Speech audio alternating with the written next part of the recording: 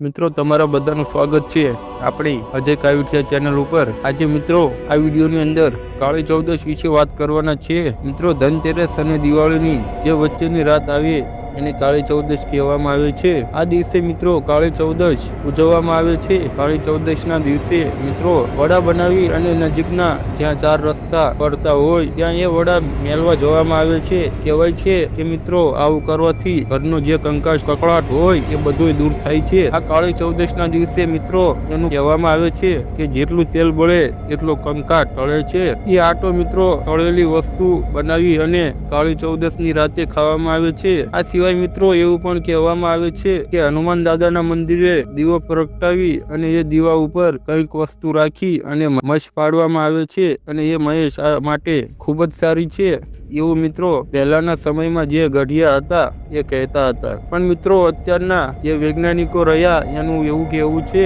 કે ભાઈ જે મશ રહી એ આંખો માટે સારી નથી અને નાના બાળકો જે રહ્યા એને એ મશ આજવી જોવી નહીં। આ સિવાય મિત્રો કાળી ચૌદશને નરક ચતુર્દશી છે, રૂપ ચૌદશ છે આ નામેથી પણ ઓળખવામાં આવે છે। આ દિવસે મિત્રો ભગવાન શ્રી કૃષ્ણએ નરકાસુર નામનો જે અસુર હતો એનો વધ કર્યો હતો અને પ્રજાજનોને એના ત્રાસમાંથી ઉગાર્યા હતા। જેથી કરીને આ કાળી ચૌદશને નરક ચતુર્થીના નામથી પણ ઓળખવામાં આવે છે। આ સિવાય મિત્રો કાળી ચૌદશને ભૂત પ્રયત્નની રાત પણ કહેવામાં આવે છે।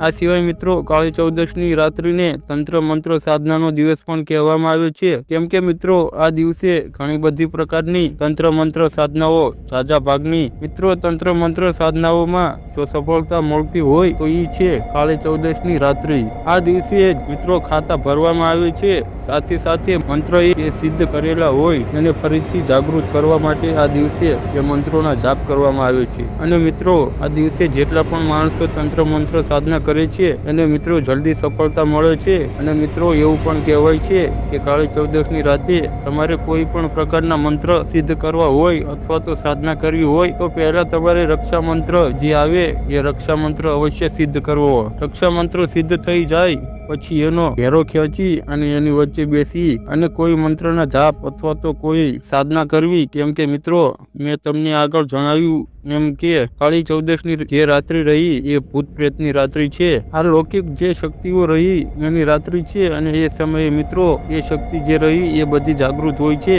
અને આમ આટા મારતી હોય છે। આવામાં મિત્રો તમે રક્ષા કર્યા વગર કોઈ પણ સાધનાઓ કરો છો તો એ તમારી સાધનામાં વિઘ્ન નાખે છે, એ તમને નુકસાન પણ પહોંચાડી શકે છે। એટલે મિત્રો કાળી ચૌદશની રાત્રિને આમ ખતરનાક રાત્રિ પણ કહેવામાં આવે છે। અને તંત્ર મંત્ર સાધનાની દ્રષ્ટિની આપણે જોઈએ તો તંત્ર મંત્ર સાધનાના માટે ઉત્તમ કોઈ દિવસ હોય તો ઈ છે કાળી ચૌદશની રાત્રિ। તો બસ મિત્રો વિડીયોની અંદર આટલું જ। તે જો તમને આ કાળી ચૌદશની જાણકારીનો વિડીયો ગમ્યો હોય અને તમે આવા બીજા ઘણા બધા વિડીયો જોવા માંગતા હોય તો આપણી આ અજય કાવિઠિયા ચેનલને સબસ્ક્રાઇબ કરો, વિડીયોને લાઈક કરો અને તમારા બધા મિત્રોની સાથે આ વિડીયોને શેર કરો। ધન્યવાદ।